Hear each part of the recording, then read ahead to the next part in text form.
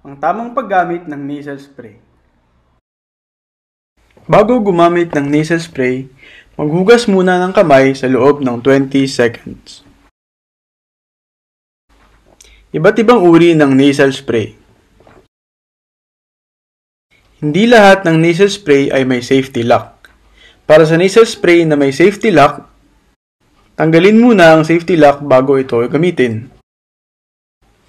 Alugin ng nasal spray ng pakaliwa at pakanan ng 10 beses. Huwag tanggalin ang takip habang inaalog. Pagkatapos alugin, tanggalin na ang takip ng nasal spray. Ang tamang paghawak ng nasal spray. Ilagay ang dulo ng nasal spray sa linya ng ilong. Nakatungo ang ulo bago mag-spray. Isang spray sa kaliwang butas ng ilong.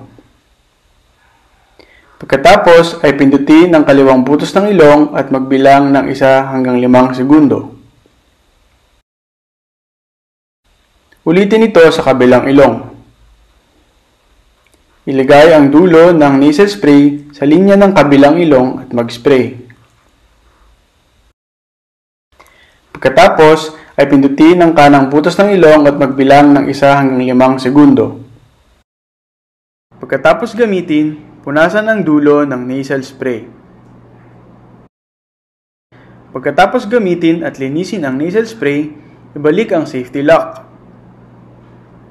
Linisin ang dulo ng nasal spray ng tissue paper. Ibalik ang takip ng nasal spray at ilagay sa box. Itago sa isang safe na lugar at room temperature. Hindi dapat ito mapaglaruan ng mga bata. Maghugas ulit ng kamay sa loob ng 20 segundo. Maraming salamat po.